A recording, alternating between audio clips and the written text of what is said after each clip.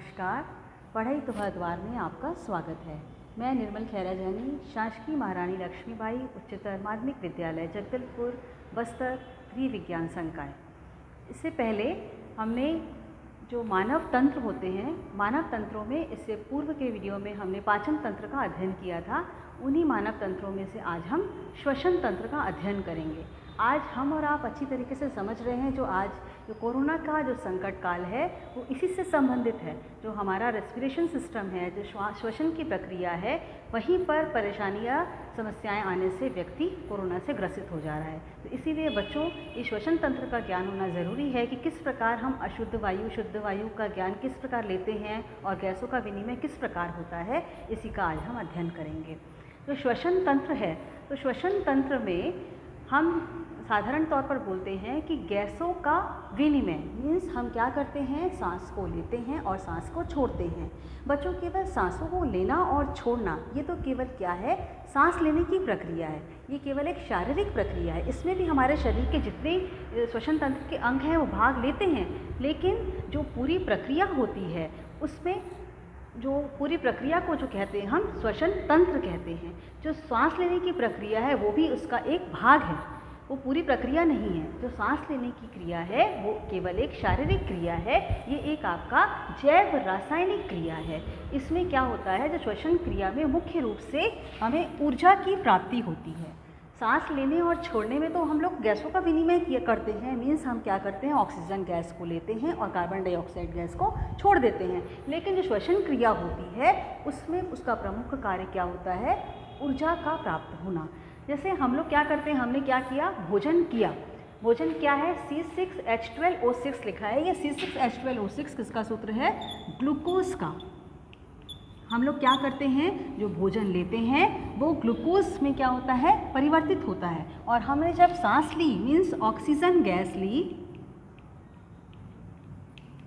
और ये दोनों क्रिया करके क्या बनाते हैं, कार्बन डाइऑक्साइड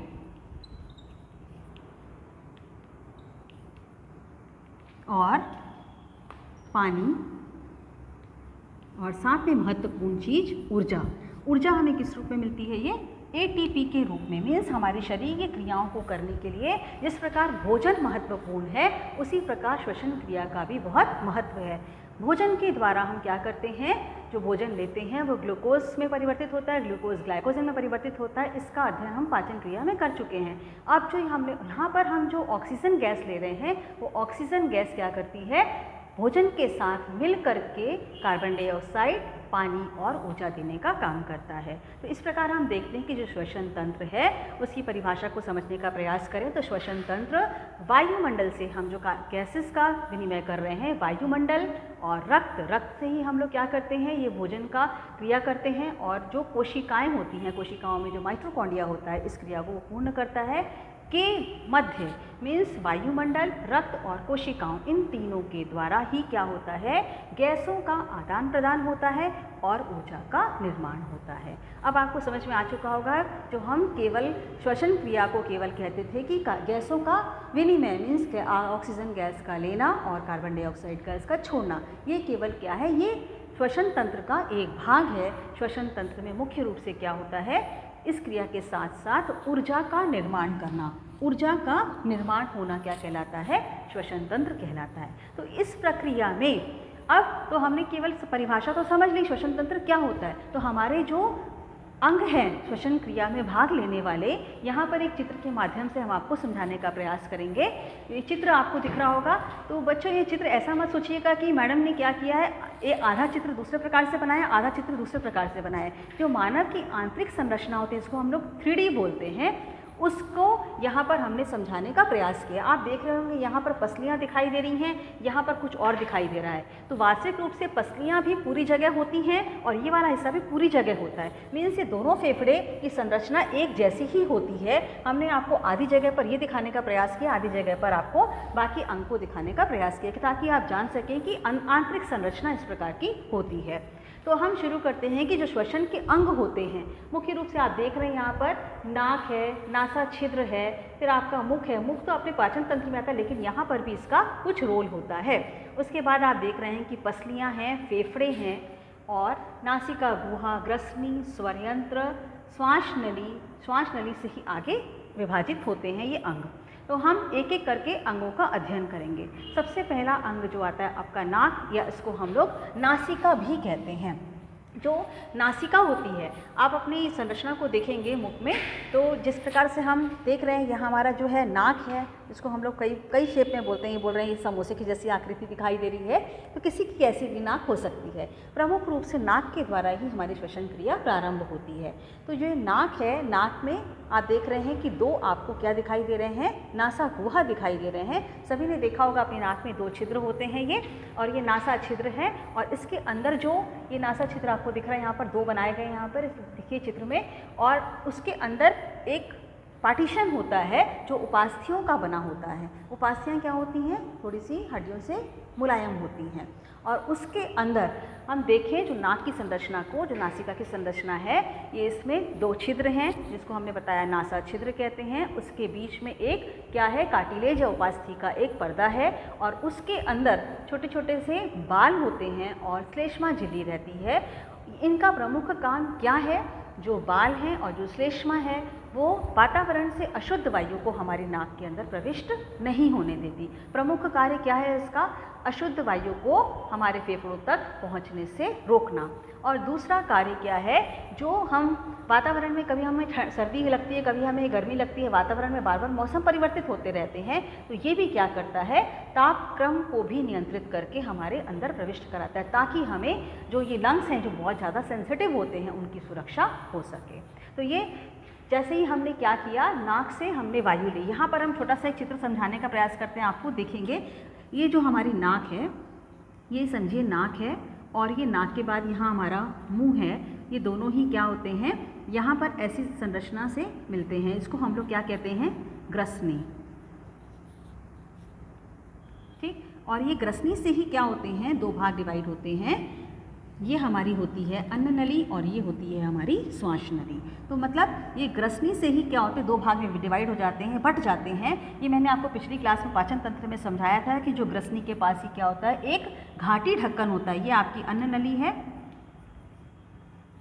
अन्न नली जिसको बोलते हैं, और ये आपकी क्या है, श्वास नली है। तो ऐसी संरचना हमारे शरीर में आंतरिक रूप से है। तो लेकिन हम लोग क्या कर रहे हैं, यहाँ पर अन्न नली का वर्णन हमने पाचन तंत्र में पढ़ा है। जैसे ही हम भोजन करते हैं तो भोजन क्या होता है, अन्न नली में चला जाता है, और हम जब नाक से क्या कर रहे हैं, सांस ले रहे हैं, तो सांस क्या होती है, आपकी श्वास नली में चले जाती है। लेकिन कई बार क्या होता है, हम लोग शाब्दिक अर्थों में बोलते हैं कि व्यक्ति को ठसका लग गया, मुख से खाना बाहर आ जाता है। तो वो क्यों होता है, हम जब खाना खाते खाते बात करने लग जाते हैं तो भोजन क्या होता है, हवा के माध्यम से हमारे नाक से या मुंह से बाहर निकल जाता है। तो ये क्योंकि यहाँ से जुड़ा हुआ है, लेकिन यहाँ पर एक प्रकार का एक ढक्कन है जिसको इंग्लिश में एपिग्लोटिस और हिंदी में घाटी ढक्कन कहते हैं, जिसके कारण क्या होता है, मुंह और नाक अपना अपना कार्य करते रहते हैं। तो आइए हम चित्र में समझते हैं। जैसे हमने क्या किया, नाक से वायु ली, वायु लेने के बाद क्या हो गया, हमारी जो श्वास नली है उसके अंदर वायु चले जाती है। ये ग्रसनी से होते हुए जाती है। तो ग्रसनी क्या करती है, केवल इसको यहाँ से प्रविष्ट कराने का कार्य करती है। जो ग्रसनी है वो आपको मैंने बताया कि मुख और इसके जो 2 भाग में डिवाइड कर देती है आपको पाचन अन्न नली और श्वास नली के बीच में। उसके बाद जो हमारी वायु है वो कहाँ जाती है, श्वास नली में जाती है। श्वास नली के ऊपर आप एक संरचना देख रहे हैं, ये वाली संरचना, इसको हम लोग बोलते हैं स्वर यंत्र। इसको याद करने के लिए आप इंग्लिश में एक वॉइस बॉक्स नामक शब्द याद कर लीजिए तो आपको हमेशा याद रहेगा। स्वर मतलब आवाज़, जिसके द्वारा क्या होता है, इस स्वर यंत्र के द्वारा हमारी आवाज़ निकलती है। तो यहाँ पर जो आपके जो स्वर रज्जु रहते हैं, स्वर रज्जु क्या करते हैं, स्वर रज्जु की सहायता से ही वायु के साथ मिल करके आवाज़ देने का काम करते हैं। इसका प्रमुख रूप से यही कार्य है। लेकिन यहाँ पर देख रहे हैं इसके बाद में जो ये जो संरचना होती है ये क्या होती है, उपास्थियों की बनी होती है। इसी उपास्थि में जो पहली उपास्थि रहती थोड़ी सी बाहर निकली हुई दिखती है, किसी बच्चों में एडोलेसेंट एज ग्रुप के बाद में वो थोड़ी सी बाहर निकली दिखाई देती है। इसको जैसे ये संरचना यहाँ पर यहाँ थोड़ी सी उभरी हुई दिखाई देती है, किसी बच्चों में आपने देखा होगा, जिसको बोलते हैं हम लोग एडम्स एप्पल। तो वो क्या होता है, यहीं पर संरचना दिखाई देती है। तो उसके बाद स्वर यंत्र के बाद हम जाते हैं श्वास नली में। तो ये श्वास नली में आप लोग देख रहे हैं बच्चों, ये दिखा रही है संरचना। तो ये केवल हमने बहुत सारी नहीं बनाई है, लेकिन आपको समझाने के लिए बताया, ये पूरी नलिका ऐसे ही रहती है। इसके ऊपर ये जो संरचना है, ये श्वास नली में सी शेप के छल्ले, ऐसा सी शेप के छल्लों के द्वारा, ये जो आप देख रहे हैं ना अन्न नली, आपकी अन्न नली में ऐसे शेप्स के छल्ले इसमें लगे हुए रहते हैं, जो क्या करते हैं, ये आपने देखा ये छल्ले हैं ना, ये इस प्रकार से छल्ले रहते हैं। ये पूरे बंद नहीं रहेंगे, ये सी शेप के रहेंगे।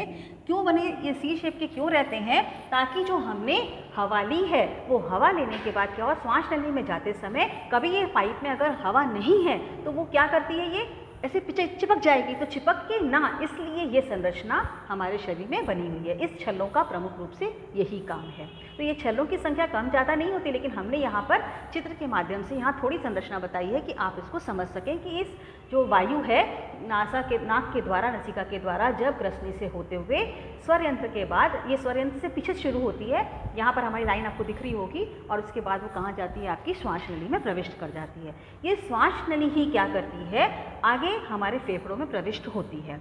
तो ये जब फेफड़ों में प्रविष्ट हो रही है, आप देख रहे हैं यहाँ पर मैंने आपको 3D पिक्चर्स के द्वारा समझाया है। जो फेफड़े हैं, ये फेफड़े क्या हैं, आपके रिब्स के द्वारा, इंग्लिश में इसको रिब्स बोलते हैं, ये पसलियों के द्वारा क्या रहते हैं, सुरक्षित रहते हैं, इसके अंदर ये सेफ हैं। और आपको एक तरफ मैंने बताया कि जो फेफड़ों के अंदर की संरचना होती है इस प्रकार की होती है। जो ये श्वास नली है, ये श्वास नली आगे जाकर के क्या होती है, अलग अलग भागों में विभाजित होती है। इसकी संरचना को और अच्छे तरीके से समझना चाहें तो हम ऐसे समझ सकते हैं कि एक जैसे पेड़ होता है बच्चों, पेड़ में क्या होता है, पेड़ में क्या होती हैं, शाखाएं बनेंगी, उसकी फिर प्रशाखाएं बनती हैं, और उसके बाद भी क्या होते हैं, उसमें फिर अंकुर लगते हैं। जस्ट ऐसी ही संरचना क्या होती है, हमारे फेफड़ों के अंदर भी होती है। तो आपने देखा जो ये श्वास नली थी, श्वास नली क्या हो गई, ये श्वास नली की संरचना आपको समझ में आ गई होगी। ये सी शेप के छल्ले रहते हैं इसमें, ये कार्टिलेज की बनी होती है। इसकी अगर लंबाई देखें तो अप्रॉक्स 10 सेंटीमीटर, और इसकी चौड़ाई जो होती है 2.5 सेंटीमीटर की होती है। अब उसके बाद जो एयर आती है, एयर क्या होती है, हवा जब आगे जाती है तो ये श्वास नली क्या होती है, हमारी आगे डिवाइड हो जाती है, विभक्त हो जाती है, और वो क्या कहलाती है, पहला जो भाग में डिवाइड होती है उसको बोलते हैं श्वसनिका। ये प्राथमिक द्वितीयक अलग अलग छोटी छोटी होती जाती हैं, उसको प्राथमिक द्वितीयक श्वसनिकाएं कहते जाते हैं, और वो आगे जा कर के श्वसनिका से वायु प्रकोष्ठ में परिवर्तित हो जाती हैं। ये आप लोग देख रहे हैं ना, ये प्रकार की संरचना, ये वायु प्रकोष्ठ है।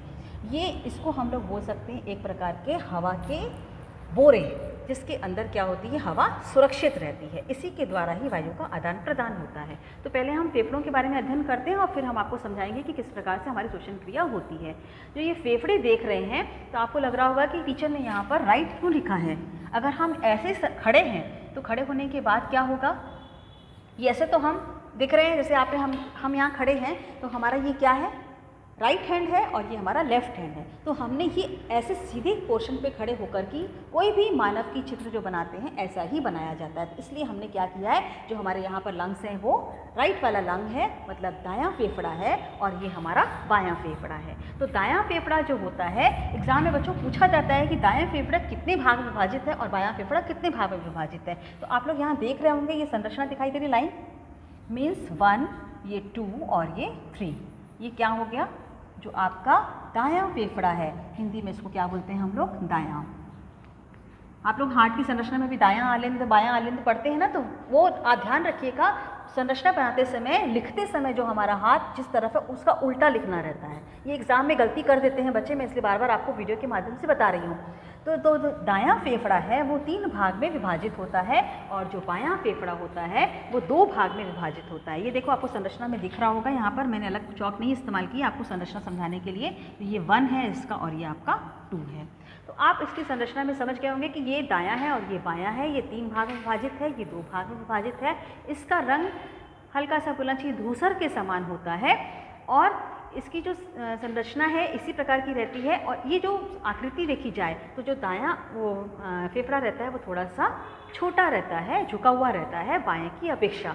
क्यों? क्योंकि ये जो आपका लेफ्ट तरफ वाला है थोड़ा सा झुका हुआ है। यहाँ पर आप देख रहे हैं एक संरचना दिखाई दे रही है, इसको बोलते हैं हृदय निशान, और इंग्लिश में उसको बोलते हैं कार्डियक नॉच। तो देखिए, जैसे अब इसको हम ऐसा समझें, ये बंद मुट्ठी है, बंद मुट्ठी को अगर हम रखेंगे तो ये इस प्रकार से दिखाई देगी आपकी संरचना, ये मुट्ठी, ठीक है। इसीलिए यहाँ पर क्या है, हमारा हृदय है। अगर हम मानव शरीर में देखें तो ये मानव शरीर हमारा शरीर है, ये जो हमारा हर किसी मनुष्य का, ये ऐसा नहीं बोला जाता है, हम किताबों में पढ़ते हैं कि मनुष्य का जो हृदय का आकृति है एक बंद मुट्ठी के समान होती है, एक बंद मुट्ठी के समान होती है, लेकिन हर मनुष्य की अपनी बंद मुट्ठी के समान।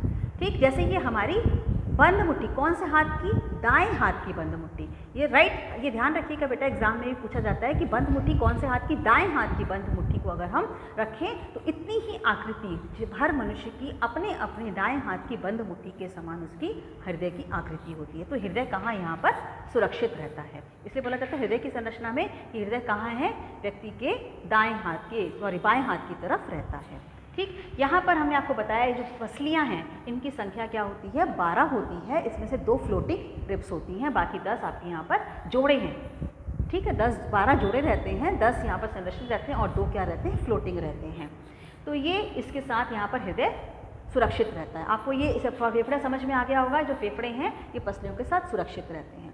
अब हम क्या करते हैं कि ये श्वसन क्रिया जो है, वायु की जो पूरी प्रक्रिया जो होती है, हम अंदर कैसे लेते हैं ये देखते हैं। हमने यहाँ तक आपको सारे अंग समझा दिए, नासिका क्या है, नासिका छिद्र क्या है, ग्रसनी क्या है, स्वरयंत्र, फिर श्वास नली, फिर श्वसनिकाएँ और लास्ट एक आप नीचे देख रहे होंगे डायफ्राम। तो डायफ्राम का बहुत प्रमुख कार्य होता है। अब हम श्वसन क्रिया समझेंगे तो हम आपको बताएंगे कि डायफ्राम क्या करता है।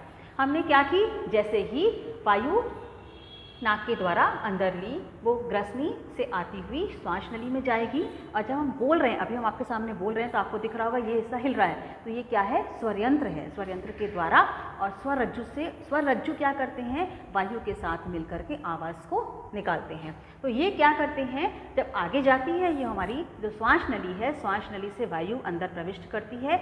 ये जो नाक है, नाक में मैंने आपको पहले भी बताया जिसके अंदर रोम छिद्र रहते हैं, जो छोटे छोटे बाल रहते हैं, वो धूल के कण को अंदर नहीं आने देते, मतलब बिल्कुल प्योर एयर हमारी इसके अंदर जाती है और ये आगे जा कर के डिवाइड हो जाता है। तो ये जब डिवाइड हुआ है, ये क्या डिवाइड हुआ है, विभाजित हुआ है, ये आपकी श्वास नली है बच्चों, ये आगे जाकर विभाजित हुई है। जब 2 भाग विभाजित हुई इसको श्वसनिका कहे, और प्रथम श्वसनिका, द्वितीय श्वसनिकाएँ, और फिर वो आगे जाकर के वायु प्रकोष्ठ में बदल जाती हैं। तो वायु प्रकोष्ठ क्या करता है, गैसों का आदान प्रदान करने का कार्य प्रमुख रूप से वायु प्रकोष्ठ का ही होता है। इसके अंदर यहाँ पर आपकी पूरी बॉडी में हर जगह ब्लड है, तो यहाँ पर क्या है, केशिकाएँ भी रहती हैं। तो ये केशिकाएँ क्या करती हैं, वायु प्रकोष्ठ की, ये उसकी झिल्ली है, बहुत पतली है बेटा, इसमें से क्या होता है, आराम से गैसों का विनिमय हो जाता है। तो ये क्या करता है, वायु प्रकोष्ठ इसके द्वारा शुद्ध वायु का आदान प्रदान कर देता है। तो आपने यहाँ तक शायद समझ लिया होगा कि ये किस प्रकार से वायु इसके अंदर गई और बाहर आई। तो इसके नीचे एक प्रमुख भाग है डायफ्राम। डायफ्राम आप अपनी संरचना में, जब अभी घर में भी आप करके देखेंगे, जब हम क्या करते हैं, सांस को अंदर लेते हैं तो क्या होता है, डायफ्राम नीचे आ जाता है और उस समय हमें थोड़ी ज़्यादा एनर्जी की आवश्यकता पड़ती है, ऊर्जा अधिक चाहिए रहती है, और जब हम सांस को छोड़ते हैं तो ऊर्जा की आवश्यकता कम पड़ती है। तो डायफ्राम क्या करता है, एक्सेल और इनहेल की प्रक्रिया में प्रमुख रूप से काम करता है। इसी के द्वारा ही क्या होता है, हमारा रिब केज फैलता है और जो फेफड़े हैं वो क्या हैं, लचीले हैं, इस कारण क्या होता है, उन्हें स्थान मिलता है और अंदर वायु प्रविष्ट हो पाती है। तो मेरा जहाँ तक अनुभव है कि आपको शायद इस तरीके से समझ में आ गया होगा कि किस प्रकार से हम अपनी श्वसन क्रिया को पूर्ण करते हैं। तो इस श्वसन क्रिया में प्रमुख रूप से भाग लेने वाले जो अंग हैं, नासिका है, और आपका उसके बाद ग्रसनी है, ग्रसनी के बाद श्वास नली, स्वरयंत्र, स्वरयंत्र के बाद श्वास नली, श्वास नली के बाद फेफड़े, और कहीं पर आपको ये डायफ्राम का वर्णन नहीं मिलेगा, क्योंकि डायफ्राम क्या होता है, स्वर श्वसन तंत्र और उसके बाद पाचन तंत्र के बीच में रहता है, डिवाइड करने का काम करता है एक प्रकार का। तो ये प्रमुख रूप से, लेकिन इसका बहुत बड़ा योगदान है श्वसन क्रिया में, ये ही सबसे ज़्यादा क्या करता है, ऊर्जा को यूज़ करता है। तो और फेफड़े तो सारे के सारे अंग महत्वपूर्ण हैं, लेकिन फेफड़ों में जो पाए जाने वाले जो वायु प्रकोष्ठ हैं आपके, जो इसको मैंने क्या बोला, एक प्रकार के हवा के बोरे, इसके अंदर हवा इकट्ठी रहती है, ऑक्सीजन रहती है, ये ऑक्सीजन का विनिमय इन्हीं के द्वारा ही होता है। आशा है कि इस वीडियो के माध्यम से आप श्वसन तंत्र के प्रमुख अंगों को और प्रमुख प्रक्रिया को समझ पाए होंगे। अब हम कभी नहीं बोलेंगे कि श्वसन क्रिया में केवल सांसों का विनिमय होता है, ऑक्सीजन का लेना और कार्बन डाइऑक्साइड का छोड़ना। ये छोटे बच्चों तक की डेफिनेशन ठीक है बेटा, लेकिन जैसे जैसे हम बड़े होते जाते हैं तो हमें पता होना चाहिए इस प्रक्रिया में प्रमुख कार्य क्या है, ऊर्जा का निर्माण होना। जिस प्रकार पाचन तंत्र में ऊर्जा का निर्माण होता है, उसी प्रकार श्वसन तंत्र में भी ऊर्जा का निर्माण होता है। धन्यवाद। आपको शायद समझ में आ गया होगा। अगले वीडियो में हम फिर मिलेंगे। Thank you.